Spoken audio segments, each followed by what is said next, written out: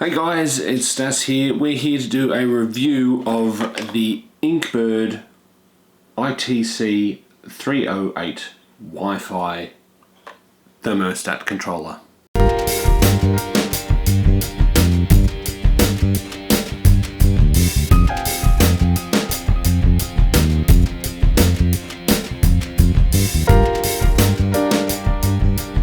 Before we get right into the review, I just want to make a quick disclaimer. I was kindly sent this product by Inkbird Australia in exchange for a video review, but this review will be my own thoughts. I'm under no pressure to give it a positive review or a negative review, and they're not screening the review before I put it up on my channel. So with that out of the way, let's have a look what you get in the box. So you get a little manual, some basic instructions, warranty card, you're going to focus, there we go, and you get the unit itself. Now it comes with, this is the Australian version obviously, these two relays, you've got your heating and cooling, they're rated at 10 amps each. I've already unpacked this and had it running for a while. But yeah, let's get into the cool part about this version over the standard version, which I know a lot of you already use. So I'm going to change camera angles and have a look down on the table where we can see what's really going on. Alright, so I've set up the camera looking down at the desk. So I've got the unit here obviously, and this is my phone, which is the Inkbird app, which I'll show you briefly. It doesn't have anything set up on it because I'm actually using a different app, which is the Smart Life app, and as far as I can tell, the Inkbird app seems to be like a reskin version of this app. I'll tell you why I'm using this anyway.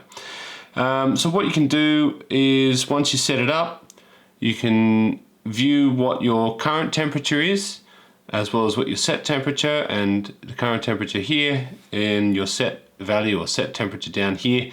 You can of course tap on that and change the set temperature really easily on the app.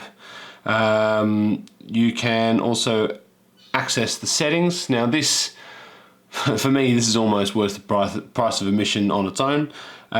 You've got your heating difference value, you've got cooling difference value,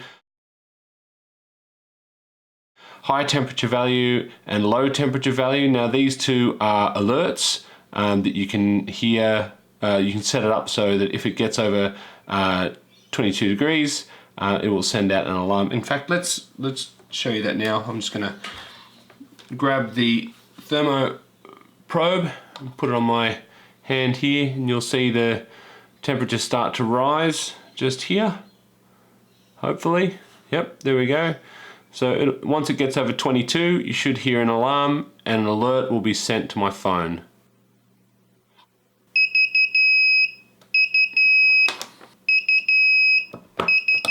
And to cancel, you just hit the set button.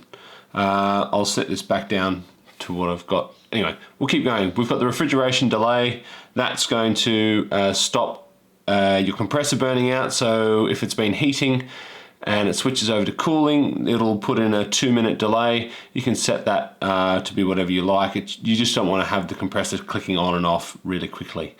Temperature calibration. This is if you find that your temperature probe is out. When I tested it in ice water, I found that it was reading 1 degree, so I've lowered it by 1 degree, so now it was reading the correct value. On that, I believe that these temperature probes are not waterproof, so I'll put a little video overlay. I actually used the Thermowell from my SS Brewtech brew bucket. So yeah, don't forget that these shouldn't go directly in liquid. And you can set your temperature unit from Celsius to Fahrenheit. So with that out of the way, I'll just go back and show you a few more things. You've got your temperature data here. Now this logs it here, and if we scroll across, You can see it's picking up a little bit of temperature here.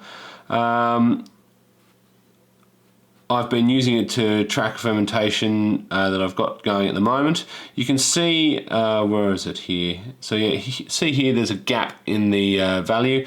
Where this is situated in my brewery, Wi-Fi connection is not great. But that's a problem with my setup. But it's good that it sort of logs it whenever it gets back on the Wi-Fi. And once I, of course, move this closer to my router, there's no connection issues. But it does log the temperature. So getting back to, I mean, you can use this and connect anywhere. You don't have to be on your Wi-Fi network as long as your Inkbird can see the Wi-Fi network. If you're out and about at work or on holiday or something like that, you can still connect to this and see what the temperature is. You can change the temperature setting. Really easy to do. Now, what I've been doing, the reason why I've been using this version is to try and experiment with using Google Assistant or Google Home to influence or control the fermentation. So what I've done, I'll see if I can give you a quick little look. You can see I've called my device fermentation chamber and I've set it up in the brewery. This is stuff that I've just set up myself. I won't go through the whole process because I'm not 100% sure that I've got it working properly, but I am able to control this some ways using Google Assistant. So I've just put text over when I say the command so your devices don't go off. So if I were to say something like, "Okay Google, set the fermentation chamber to 18 degrees.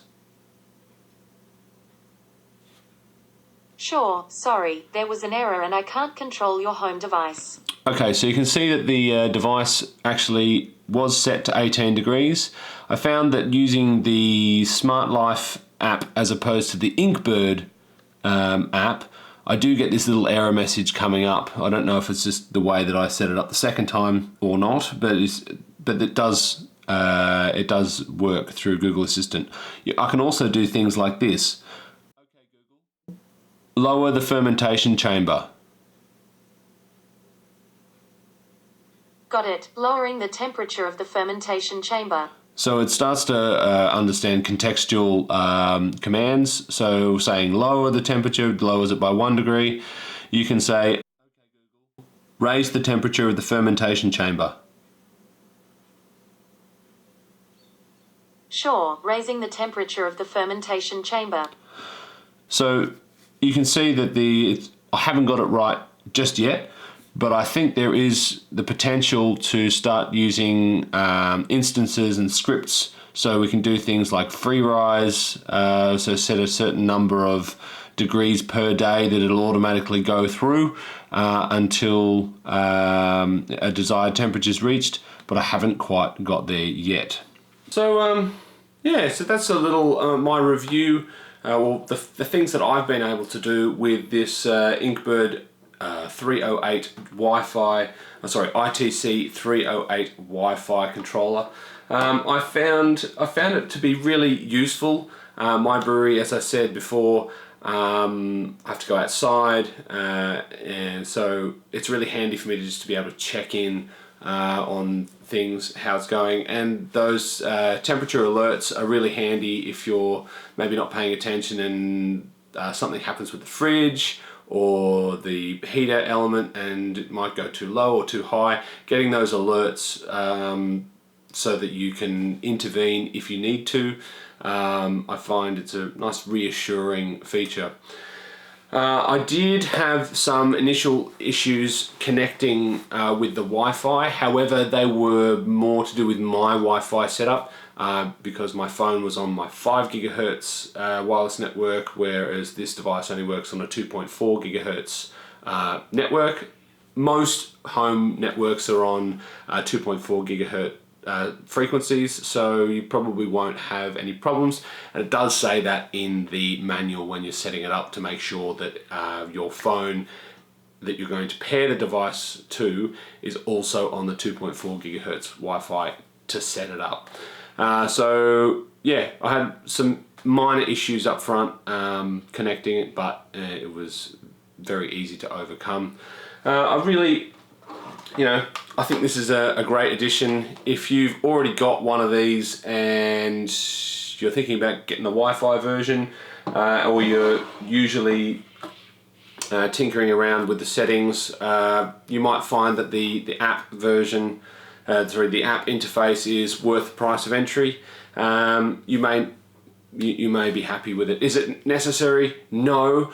But I think it's a really great device, and I'm actually really excited to see how I can pair it with Google Assistant to maybe automate some of the controls.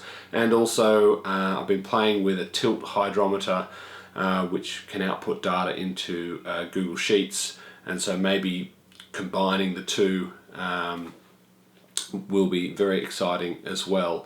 But that's a video for another time. Inkbird's given me some links which I'll put down below, so anyone who's watching this video, if you're interested in picking one up, they're actually offering people who watch this video 20% off the price. So you can pick one up for 20% off if you use the links down below.